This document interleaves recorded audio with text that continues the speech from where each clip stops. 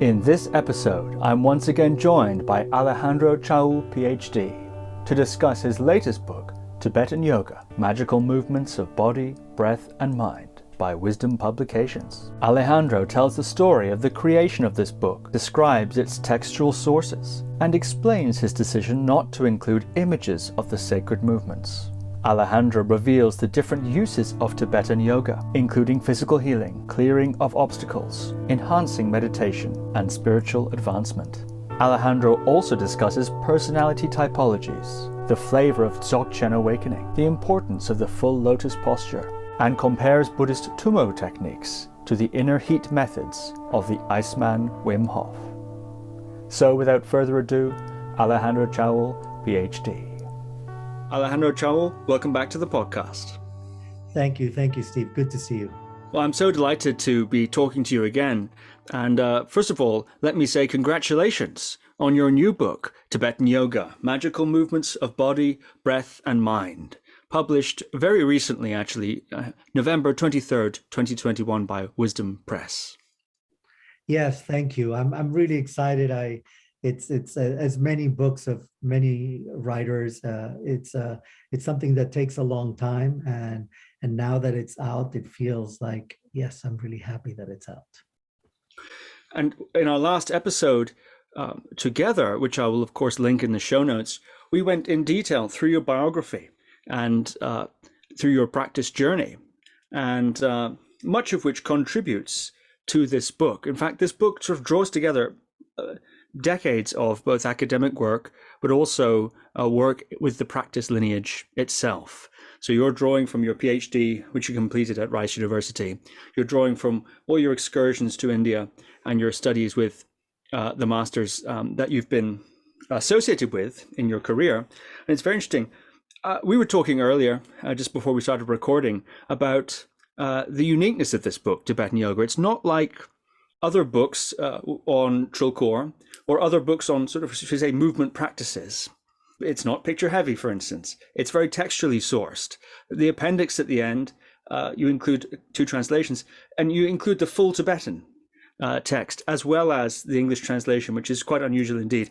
So there's a lot of interesting choices you made in this book, which I think make it quite unique. Could you talk a little bit about the story of this book, how it came to be, and what influenced these particular choices? Yes, thank you. So as we spoke last time, in my previous book, it was more opening Tibetan yoga for people that didn't know about Tibetan yoga. And it was textual, and yet it was more, I didn't put the Tibetan text, but I put some photos, and it was something that we condensed with my teacher, Tenzin Wangyal Rinpoche, and to make more available. So it is a practice that is almost for everyone, that everyone can enjoy. And we've been doing research at MD Anderson, which is a cancer center here in Houston, with it. And we were doing it with these practices too. So first, textually, there are 2 different texts. One is the one on the Atri, on the instructions of the This one is from the Shangshu Ninju, the oral transmission of Shangshu. But also, when I started learning these practices, this was the one that I learned first. And actually, this was the one that Tenzin Wangyal Rinpoche asked me to teach first. But also, it was more complex. And so at some point, after probably teaching this for almost a decade, actually 8 years maybe, from 95 to 2007, Rinpoche, as he was teaching on the Tummo of the Atri, and it mentioned about the Trulkhor, he said, "Oh, you've been trained in this too, right?" And I said, "Yes." And he said, "Why don't we do something with this, but make it more accessible?" And that's how that book it actually ended up coming out. And this is a practice, that's what we've been doing also at Ligmincha International and in the various centers around the world on that. Now, this was, as you said, it was also part of my dissertation. So it was left there as this thing that only a few people read because people feel it's too dense, and it's true. And so what I wanted to do is how can we bring this? Because a lot of people wanted to know more about it. How can we bring it in a way that it's more accessible and at the same time not necessarily lose some of the values that we have in academia, or for those of us who are not necessarily academic, but are in Tibetan traditions or any yogi traditions, and we want to, what is the source? How do I know where is this coming from? And so with all that together, and I feel incredibly blessed that I've been both trained in the oral tradition, meaning that I've been trained with teachers, live teachers that taught me on these practices. And I practice them daily. And at the same time, being able to read the text and being taught in the textual tradition. And so for me these teachers are so alive, both the ones that are actually alive and those who have passed away even centuries ago. And so what I wanted to do is something that I did a little bit in my dissertation, but I wanted to see how do we bring it to a broader public and yet not lose this beautiful essence that I feel it's like nectar, dutsi, amrita, which is this lineage that is very much alive. And so that's what I try to do by bringing the masters already from the cover and the back cover, and then inside, all the lineage masters, each one with each of the sakli, all the way to, Lopon Tenzin Namdak, who's, undoubtedly the main teacher still alive in this tradition, and to whom I dedicate this book. He was crucial in all my years of practice. And as you can see in the background, or maybe you can't see, but in that tanka under Tapiritsa, that is Lopon Tenzin Namdak, and that's a tanka that I got right before COVID for his 95th birthday. 2 days ago was his 97th birthday. And so I wanted to bring this alive so that people can understand what is this tradition, what is Tibetan yoga, and how can you bring it into your practice if you are a Tibetan practitioner, a Tibetan meditation or Tibetan yoga practitioner, but also if you're not, what are different ways that this can support your practice, your spiritual growth?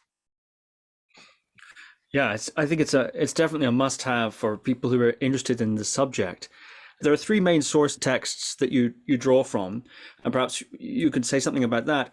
And each of them has different sets of movements with very cool names, and they have certain effects. Some are more for clearing away obstacles, some for other purposes, many diverse purposes, and really quite interesting to see it laid out there, compiled from these three different sources and explained in that way. One thing that you mentioned when we were talking earlier was that there are no sort of follow-along pictures. When one thinks of a physical yoga book or a book describing movements, one always expects to see some line drawings or photographs of somebody doing them. And they're not very helpful because they are still shots. It doesn't necessarily say that much very often.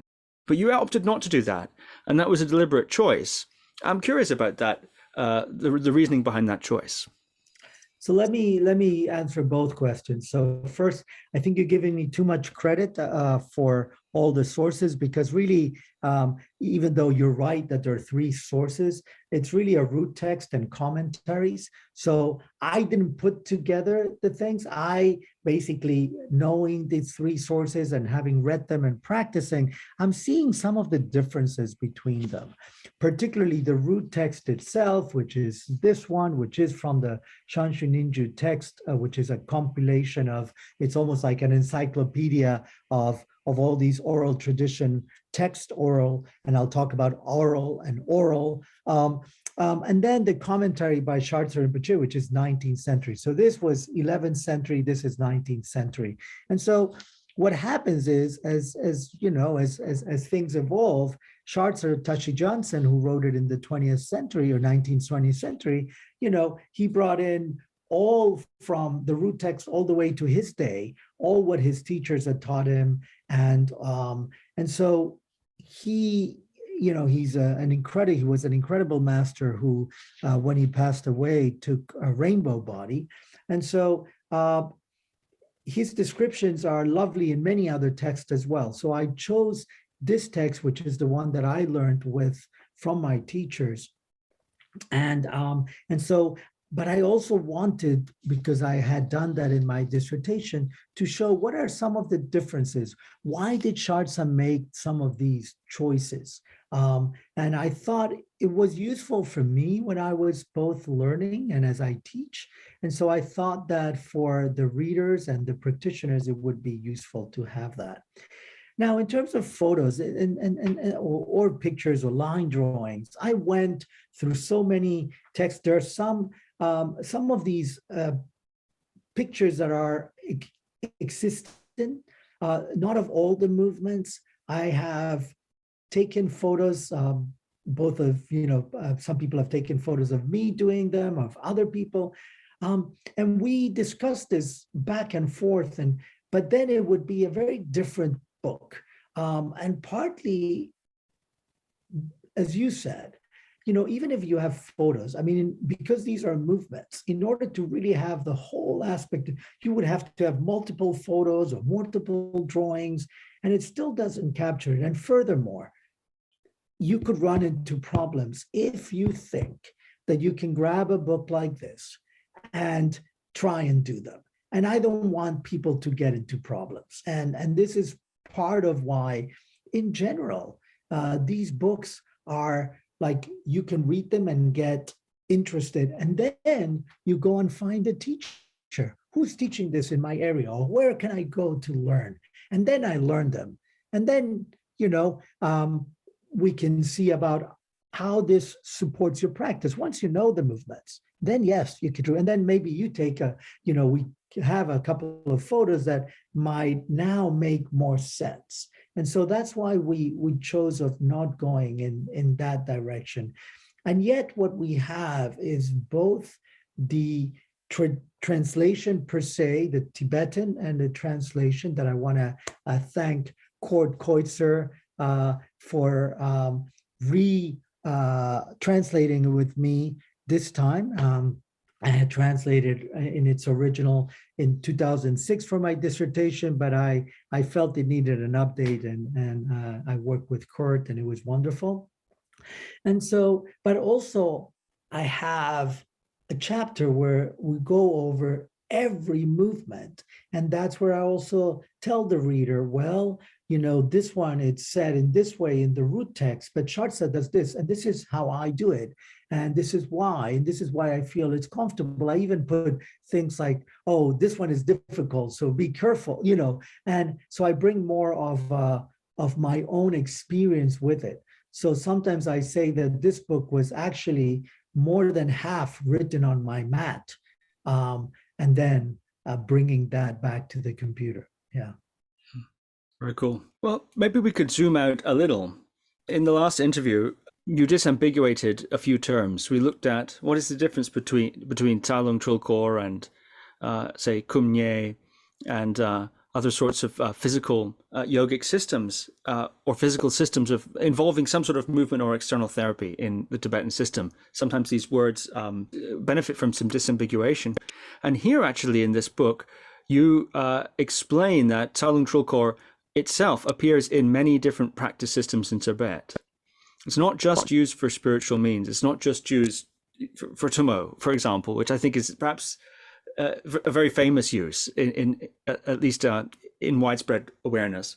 It's also used for medical and psychological or emotional as remedies. And you talk quite a bit about that. I'm wondering if you could describe some of these different contexts that we see Trulkhor appear in, and the various ways in which it's applied. Yeah, so, as another of my teachers, the Menri Lopon Tinlanima, he was saying how, in ancient times, and even in many places in Asia still today, you're not close to health centers. You're certainly not close to hospitals. And so yogis in their caves, as they are practicing, human beings, they have different imbalances, right, as we call them in Tibetan medicine. And so basically they could be physical, what we call illness or disease, and the same with mental and emotional. And so they actually, by doing these practices, they figured that this was helpful. And so it was both helpful for those ailments or illnesses, and that then they could meditate better.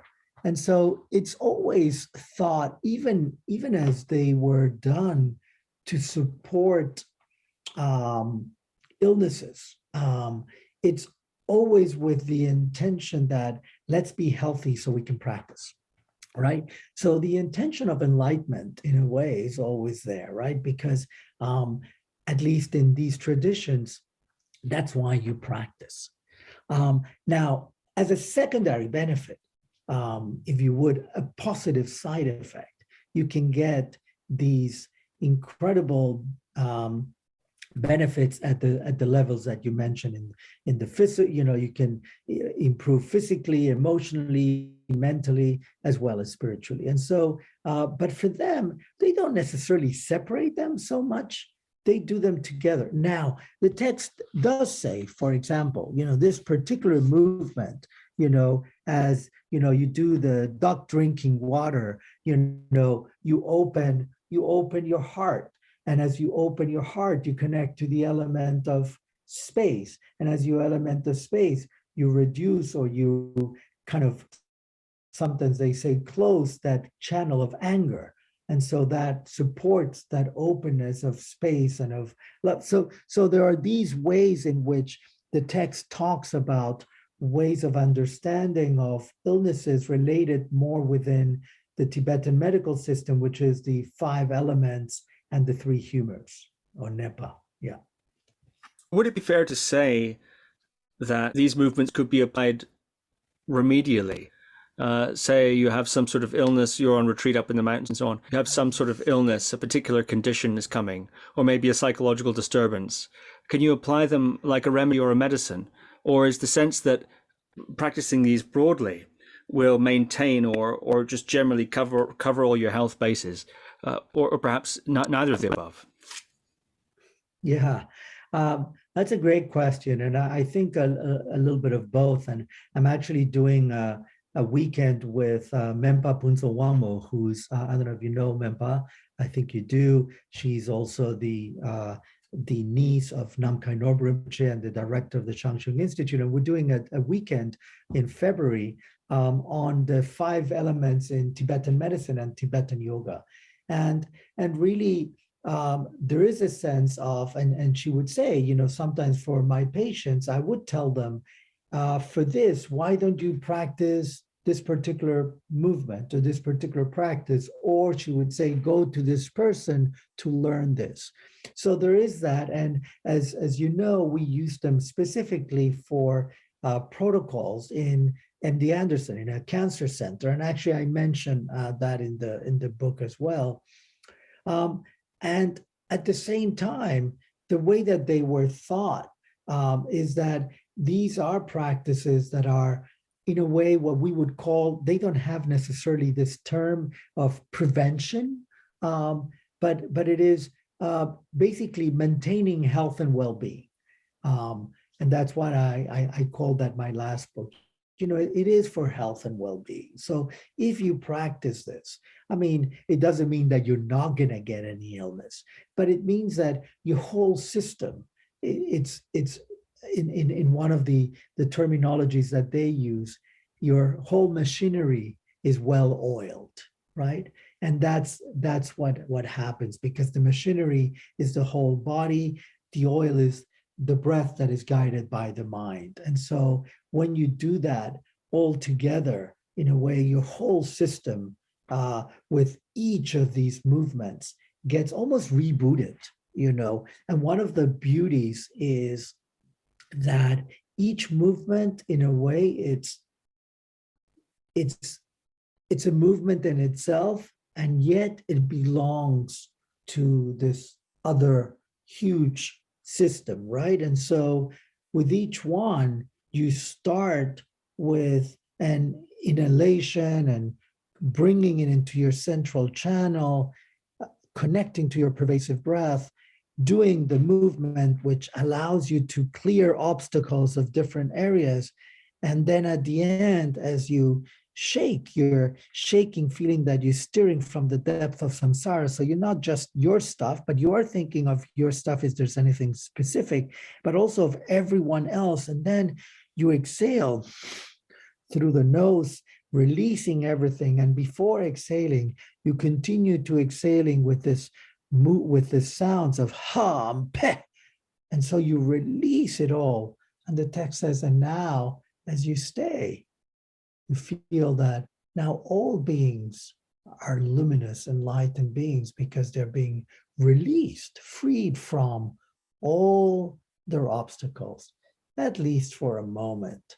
And you sit and enjoy that. And that sitting part is very important in this Trulkhor. So even though a lot of people focus on the movements, is the sitting between movements that is also important, or sometimes the Tibetans practice, which is, a few movements and then sitting. But the sitting is crucial. I think that is really, really important. And as I mentioned there, I think there's something that is also interesting for me. It's been really, really interesting, both at the practice level as well as the academic level. And this is that, when many of us practiced in this yoga world, a lot of times we think of the Kundalini awakening, right? And this aspect of this energy. And this is present here because, all of the movements are done focusing on the central channel. But yet, it's not so much this movement, although, as I say, this exists. It's more it's a pervasive, it's kind of a mandalic, coming from mandala, from Gilcourt, center and periphery. Each one, you're coming into the center, doing what you need to do, expanding back to the periphery and clearing your whole mandala, very much as there's a Tibetan way of asking in an honorific way, how you doing, that usually is Kuzadebo Imbe, right? How is your health, or how is your body doing? And there's another way, which is more like, Kuchil Seltang. So how is your mandala, is your mandala clear, right? And so this sense of clearing your mandala with every movement, it's a beautiful way of reminding us that of our natural state of mind. And so that's, for me, what got me into it almost 3 decades ago, and what keeps me into it every morning and every day. So that's what I love about this. Mm-hmm. That's very interesting indeed. I'd like to ask you a little bit actually about what it is that so interested you about these movements as a practitioner for all this time. We learned, of course, in the previous episode that you've done many, many practices, and you've done long nundro of Duchom Tersar and all sorts of things. So you have had exposure to many different practices, and this seems to be one that you has been a mainstay for you, centerpiece perhaps, or at least very close to the center. But before we do, another important use, perhaps the main use of these movements that you write about in the book, is this idea of geksel, this word geksel. And to quote your book here, you write, the purpose of clearing obstacles, which is this geksel, is to enhance the meditative state, because magical movement unblocks and opens the flow of the winds. Magical movement serves as a gateway to a more clear, open, and stable experience of abiding in the natural state of mind. I'm wondering if you could talk a little bit about geksel. Yeah, actually, and there's two terms there, right? So it's the get cell, or clearing the get, right? Clearing the obstacles, which could be physical, emotional, mental, and spiritual. And there's the enhancing the meditation that we call Bogdun, right? So these are two very, very important terms, not only in this text, but in general, because what you're doing is, I mean, basically it's assessing where you are, right? So when I'm sitting, I'm going to start a practice and I'm trying to, bring my connection to my teachers, maybe Tapiri, visualize Tapiri as a union of all enlightened beings. And I'm about to start, and I feel that I have a lot of stuff going on, a lot of gek. I love the word gek, particularly if we can sell what away, right?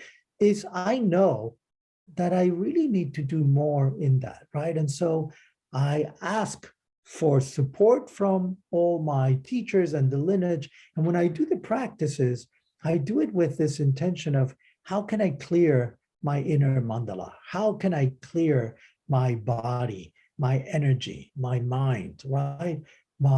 And so I'm doing them, and each time, and what happens is slowly each time I'm touching back into that meditative state. And maybe as I'm sitting in my meditative state, all my clutter comes back. And so I do it again. And as I sit, again, a little more unclutters. And so slowly I'm enhancing that meditative state that it's always been there, but it's cluttered. And so I'm able to unclutter it with every movement.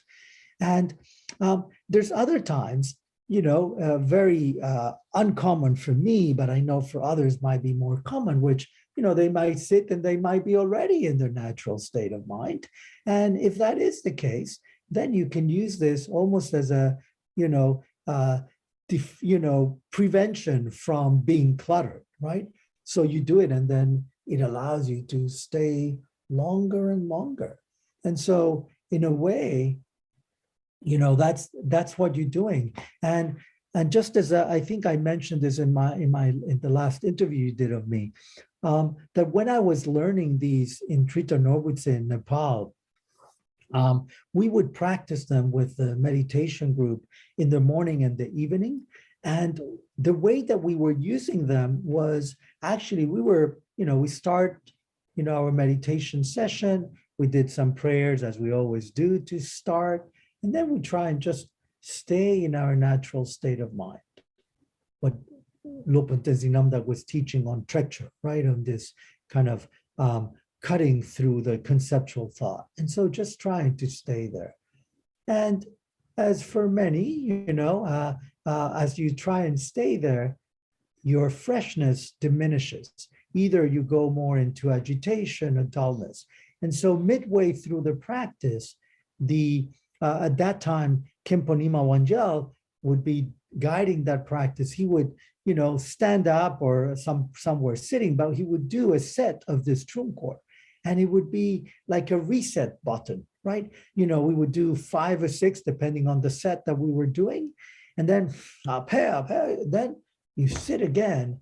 And basically now you kind of, remove some of your rustiness, remove some of your clutters. And now you're ready to stay with more clarity.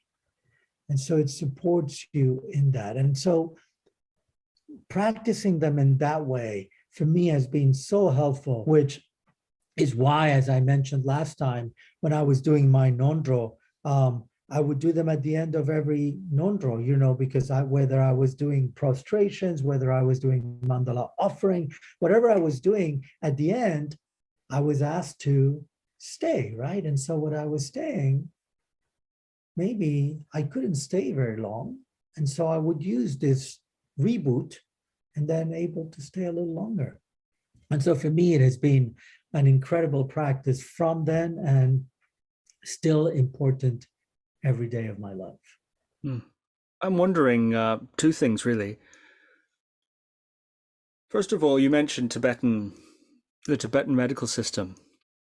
And I believe, you'll correct me, I think, if I'm wrong, that it is suggested that there are sort of, people might have different typologies related to the three humors, or maybe some combinations of those humors and so on, or the three nyepas, as you said. And also that sometimes different practices are, broadly speaking, suggested for them. I'm wondering if you've noticed if there's a type of person that seems to gravitate to these, or if different people seem to get different things out of them. You've been teaching there for such a long time. I'm sure you've seen a lot of variety there. And also, I'm curious about the outcome. And once again, I might be thinking of this in the wrong way, but what often hears this idea, well, awakening can have different sorts of flavors. A Rinzai flavor, one often hears about that, right? The Rinzai flavor, dynamic, in that kind of Rinzai way, embodied, or the Dzogchen, open, etc., etc. These sorts of different kinds of flavors that different methods can bring out as people mature in their practice. I'm wondering if the use of these sorts of techniques, if you've noticed, it adds any sort of particular flavor or valence to the resultant awakening. So really, it's to both ends. What sort of people seem to gravitate towards it, and do people get different things out of it? And also, in terms of the outcome of those that have matured in this sort of a practice, are there things that one might notice and learn to observe? So first of all, I just want to make sure I'm not a Tibetan doctor. So what I've learned, but that's not my specialty. However, I have worked, and I still work, as I was mentioning, with Tibetan doctors. And so one of the things that usually these kind of exercises in general are actually Pegam people, what we call phlegm imbalance. We want to have more movement. I am more Pegam, and so for me that might be one of the ways why I was drawn to this. But also I noticed, for example, some I had, many, but I remember one very early on, someone who was also in school at UVA with me, and he was saying how he doing these practices at night, he could not sleep. Now he was much more a lung person, a windy person, and so yes. So for different people, it is slightly different and how they can use it. However, they are as a practice, they're recommended to all three. But then you have to see, it's not so much, you could think of some of the movements more for ones and for others, but also how you practice. So for example, for some people, it's very useful to do one movement and sit and stay and really enjoy that experience. For other people, they want to go ba, ba, ba, ba, ba, do a few and then stay. For some people, the staying is the problem. So they want to keep on doing to avoid the staying. And so, you have to see. So when I teach, and particularly in the trainings, what ends up happening, like probably in every training, there's an attrition, right? And so, you start with a lot of people, and then at the end, maybe there's 10, 15 people, right? And so then you can really go clear, okay, so let's see what's going on. And, in a way, being able to help them in their practice. And usually in the trainings, we do it all along, but the smaller the group, the more interaction you can have in that. And so I think in that way, Trulkhor can be used specifically, and then you can say, okay, I find that these particular sets are helpful for me.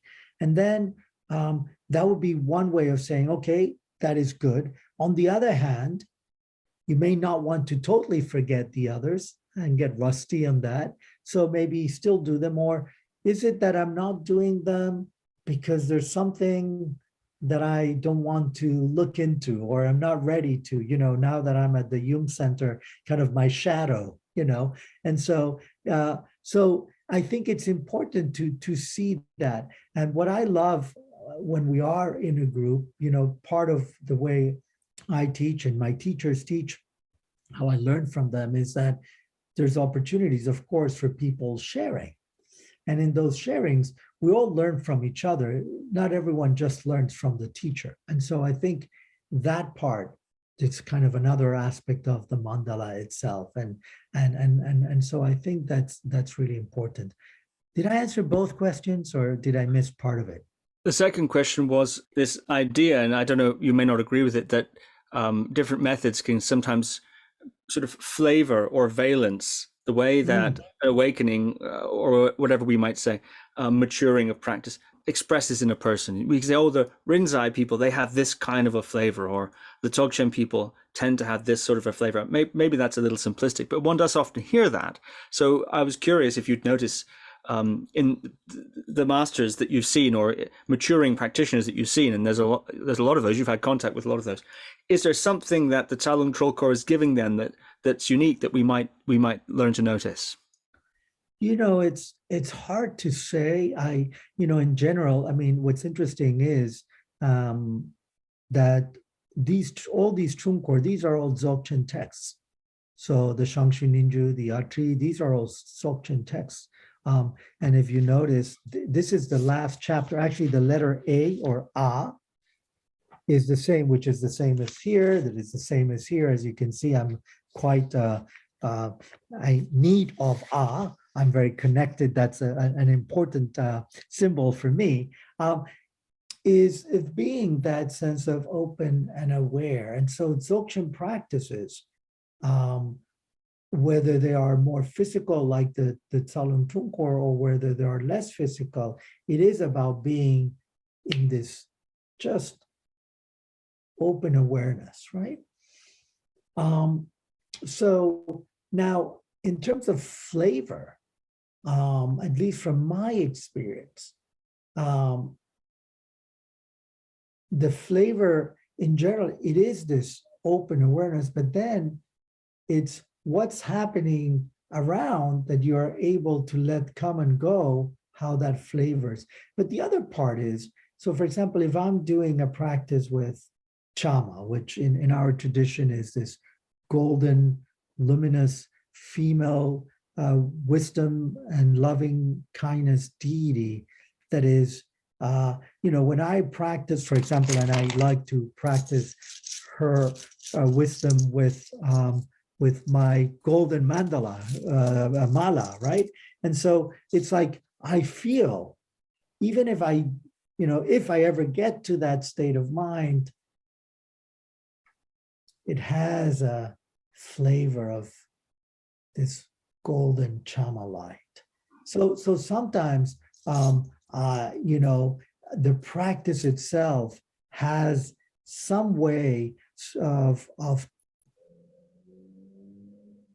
I don't want to use the word tainting because it's more coloring. I think that's or flavoring the experience. And so, in a way, if you think of Tap and Sherap, of method and wisdom, they're together and they do provide you could be at that state, and yet they could be flavors, and that's why all the different deities, right, that we have in Burn and Buddhism, right, whether if it's Manjushri, if it's Tara, if it's Avalokiteshvara, each one has their quality. And so you could be in that state of mind, but if you were practicing through that wisdom part, maybe that's more your experience. If you're practicing through the loving kindness, maybe that's more your experience. Does that make sense? Mm-hmm. That's very fascinating indeed. I had a couple of specific questions for you about some of the points in the text. In the text, you mention Yungdrung, the cross-legged posture, Yungdrung, and you're talking there also about full lotus and this sort of thing. And I'm curious about that. How important is the full lotus? What are its unique benefits or specific benefits? And I'm also interested in how you've seen people work to achieving that. If it seems to be emphasized in the text there, I'm sure you've seen many people attempt to acquire that posture. Oh, I'm wondering if you have any thoughts about that. I think it's interesting. Like I would, at the beginning, I would always thrive to that. And one of the things that it's interesting is that um, in, at least in the way I learned, we had in the monastery, the floor was cement. We didn't, there was no stretchings of any kind. It was like, get into the lotus, and then, coming back to the West and doing, seeing people in the yoga, in the more Indian-based yoga community having all these ways, I was like, wow, that is fascinating. So in the traditions, what I've seen is that it's mentioned, but it's not always done, and it's fine if you don't. Now, for example, because of, I also have, I don't think I mentioned this last time, but I have kind of a Scottish connection because I learned English in St. Andrew's Scott School. And so that meant that I played rugby. And so now that I'm older, all those rugby injuries are popping up. So I have a bad knee now that I cannot do full lotus. And, I still do the practice, and I, do it as well.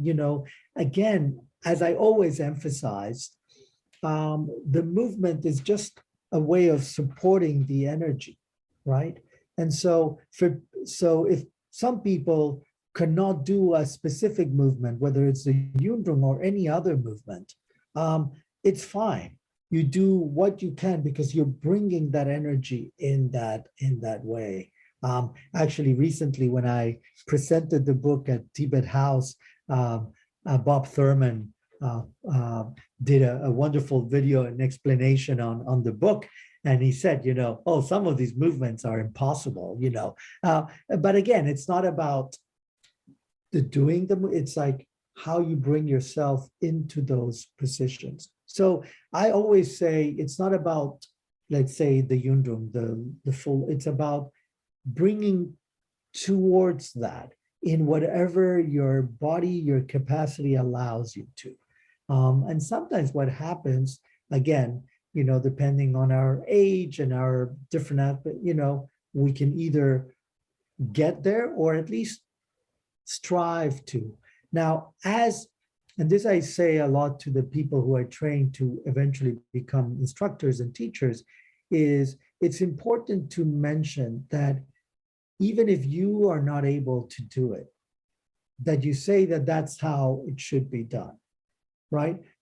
Because otherwise, then, okay, this teacher didn't do this, that teacher didn't do, and so it starts saying, well, wait, when I saw you doing this video, you didn't do it like the book. Well, do it like the book because that's my fault or my limitation. And so it's important, I think, as teachers also to say, we have limitations, but I think it's important to mention them so they know this how to do it. And that's another advantage of having the book and having the translation and saying, hey, again, it doesn't mean that we don't make errors in the translations, but at least that you can point to a source. Yeah. That's very interesting indeed. There are a lot of other cool details in the book. You talk about the breath holds and the 3 levels of breath hold, and you talk about these syllables that you demonstrated earlier, the ha and the pe, and how they're used. Very cool, actually. And one does get the sense of a very dynamic practice. It's very dynamic. It's, and again, for example, when I used it for people with cancer, I did the whole first set, which you could do all sitting down. So you don't have to stand up, and there are ways, and I mentioned this in here, and I also mentioned in my previous book how to do the concluding movement in a sitting way. So there are ways that you can regulate in a way how you practice and what are the aspects that you're enhancing more the meditative part, or you're clearing more your obstacles, or how you do them towards those goals. Mm-hmm. One of the cool aspects that I just had to ask you about was Shardza Tashi Gyaltsen's 100-day program. And I wonder if you could talk a bit about that. I expect you've undertaken that. Have you undertaken that 100-day program? Can you talk a bit about it? And if you did it, what your experience was with that? That's a very fascinating part of the book. Yeah. So I mentioned some of this story in my other book as well, because um, my Tenzin Wangyal Rinpoche asked me to go and learn further with His Holiness Lumto Tempanima, who was the abbot of Menri, who now has passed away, and to whom I dedicated my previous book. And when I called him, I mean, I've known him, I knew him from a while. And so I called him and I said, I want to go there. And he said, okay, but you have to come for the 100 days. Otherwise, you can't come. And at that time, my daughter, so I had a son, and then my daughter, my youngest, was being born. And so my wife said, no way that you're going for 100 days. And so we finally negotiated 60 days. And so I called His Holiness and I said, I'm sorry, Rinpoche, I just cannot do it. I can only do 60 days. And he responded, when are you coming? And so I did it in a reduced way. I doubled up. And one thing that was really funny, that we came up recently in a dialogue that we did also with Rinpoche and with Wim Hof, and which is the aspect of cold, because as you said, these practices are many times paired with Tummo, and what you were saying about this kind of 3 levels is 3 levels of holding, right? Holding like a basket, then holding like a vase, and then holding like we say like a massive fire, right? And so that's what you do also when you train in the Tummo. And His Holiness, when I arrived there, he put me in this room, and halfway through my training, he said, by the way, I wanted to make sure that I gave you that room because it's cold. I know there's other nicer rooms, but I want, I said, no, that is fine. And so partly you practice in the cold, it supports you bringing part of that heat into it. And the Trulkhor does that. The Trulkhor heats you up.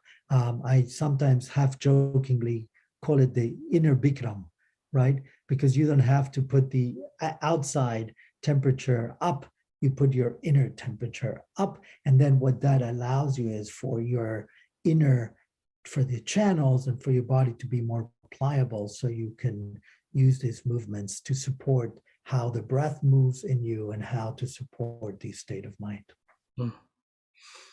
You mentioned Wim Hof there, and I saw that dialogue actually you had with Wim Hof and Tenzin Wangyal Rinpoche, your teacher and colleague. I'm wondering about that. What reflections did you have on that dialogue? Wim Hof, of course, is famous for his sort of version of inner heat practice, or a kind of inner heat practice that he does with pranayama, and also arguably kind of Tsalung Trulkhor in a way. There are movements that he does. Of course, it's not traditional Tsalung Trulkhor, but what were your reflections after that dialogue? Yeah, and also in that dialogue, it was my good friend and researcher Elisa Eppel, and so I think it was interesting. I think people, I don't know that he calls it Tummo, although I've heard people call what he does as Tummo. And I think and I've tried the technique and I've done it, and I actually been in the ice bath after doing it, and I like it. I think it's fun. But it's not Tummo. It's not the Tummo I've learned. The practice is very different. Although both do bring heat. But Tummo, the whole point of Tummo, heat is a secondary benefit. It's really as you focus, and it's not just the focusing, it's focusing and allowing, right? Because sometimes what I find in my own practice is that when I was trying and focus, and heat didn't come. I was tight. The moment I'm able to focus but also relax, that's when heat arises. So it's not about, in this practice, it's not about heat. But in the Wim Hof, yes, because it has other goals And I think it was great, and it was good to see that Elisa, Dr. Appel, is doing that research, and we'll see when she comes out with the findings. But I find it that it's useful. I've been teaching a class at Rice that that includes that, because it's you probably read the book. I don't know if we mentioned it last time, James Nestor's book, Breath. And so people are interested in that, and I think it's good for people to know about that technique. And again, there's references too, but in my experience, it's the coincidences or the convergences with Tummo is more about the outcome of heat than the practice itself. And the movements, I don't think they're from Tsalon Trulkhor. What I meant when I referred to Tsalon Trulkhor was they almost function as a sort of pseudo Tsalon Trulkhor. There's breathing, but not like we know it, Jim. And there's that's a Star Trek reference, meaning there's breathing, but not like in Tummo. There's movement, but not quite like Tsalon Trulkhor. Very cool indeed, and he's a great character. He's a great character, and I think one thing it's that, as he mentions it, it's easy.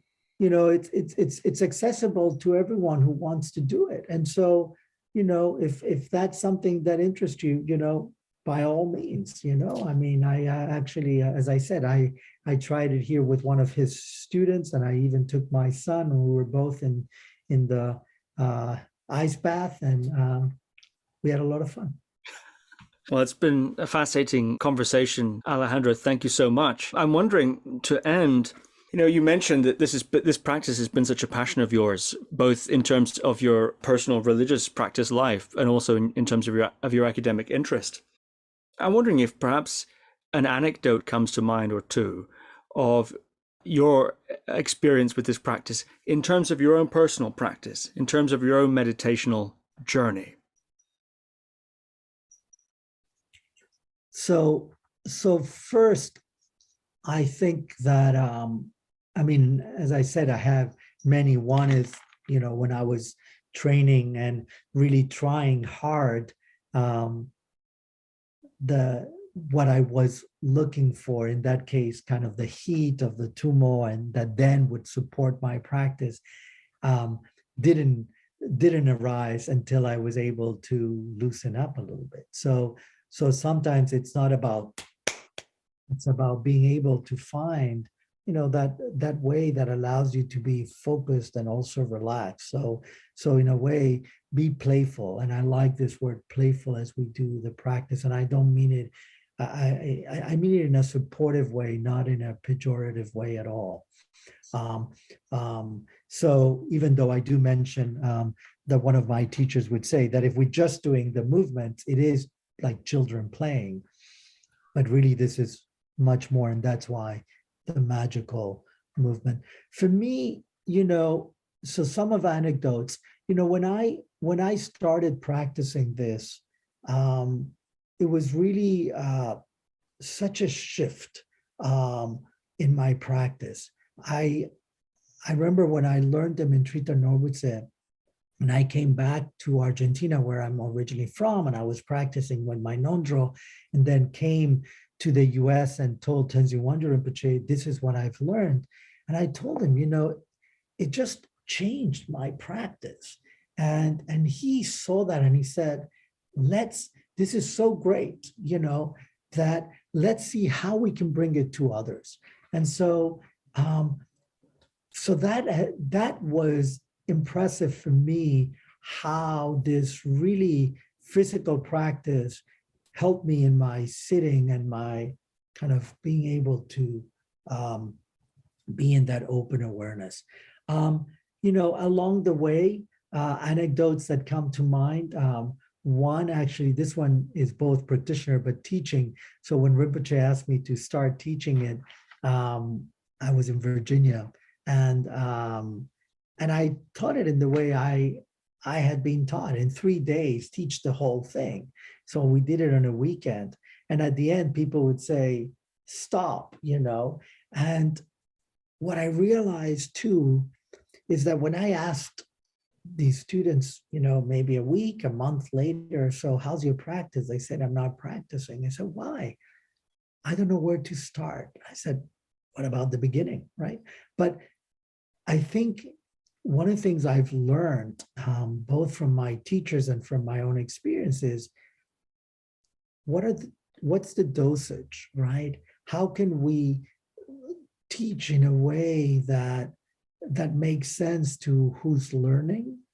And also noticing that sometimes people just want to learn more the movements, but they're not settling with them.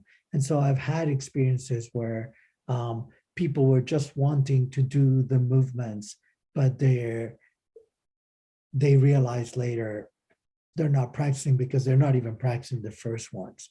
So from my own experience too, even though I learned it all together in that way, it took me a long time to process it, to sit with it, to practice them. And so for me, yeah, I don't know if more anecdotes more than how it really changed my life. I almost, maybe I got addicted. I almost, if I don't do Trulkhor at least a little bit every day, it feels like weird. So I have to find at least a moment to do one set. But it's for me, it's a very, very special practice.